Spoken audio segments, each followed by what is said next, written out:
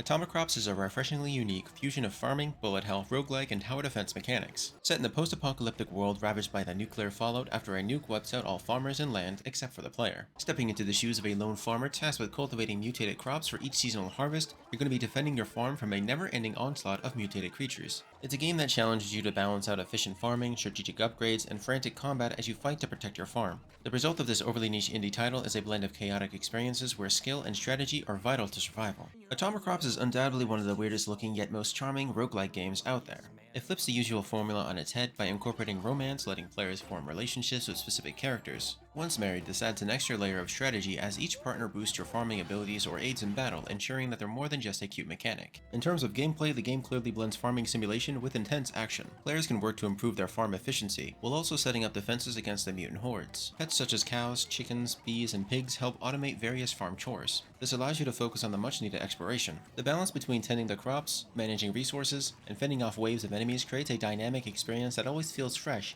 even if it is somewhat linear in the end. The pixelated top-down design keeps things simple, yet the addictive gameplay and progression ensures you'll always want to come back for more. The early run starts off with a protagonist Lavender, and while it's common to fail in your first few attempts as you learn the enemy patterns and get a feel for the pacing, each failure serves as an opportunity to improve. Lavender's starting skill lets her have 2 additional bees that help pollinate crops and help them grow faster. The game really does encourage a careful balance between farming features and weapons for the player's survival. It's a game that provides a surprising amount of automation to ease the burden of manual tasks. The cows water crops, pigs till the soil, chickens lay eggs and also clear out weeds, and so on. Defeating mutants grants fertilizer, which can be used to obtain faster harvests. These mechanics and upgrades create a satisfying cycle, allowing you to automate aspects of the farm and focus on more of the pressing matters, like taking on the ever-increasing mutant threats. It's a wild and chaotic ride that demands both fast reflexes and careful resource management. As you progress through the game's seasons, the pressure intensifies. You'll need to manage your time wisely to be able to balance the farming and defense of your crops against the increasingly dangerous enemies. Special perks such as the extended day and night cycles further add depth to the experience, giving you additional strategies to consider. Exploring the various biomes across the north, east, south, and west quadrants rewards you with better loot and more opportunities to expand your farm, all while pushing your skills to the limit. Boss fights in Atomicrops are some of the most memorable and chaotic moments in the game.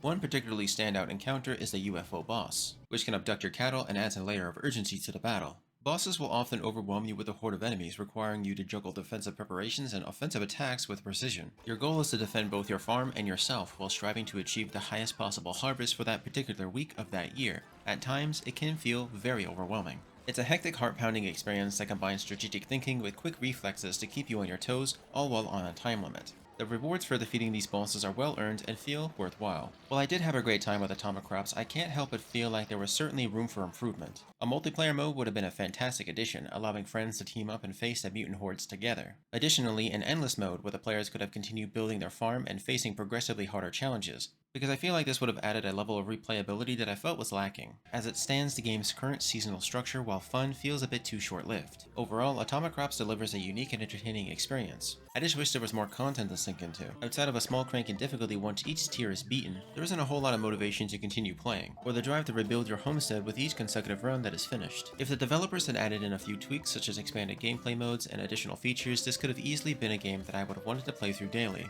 As it stands, it's a great game for roughly 5 hours, but after that, it does start to feel lacking.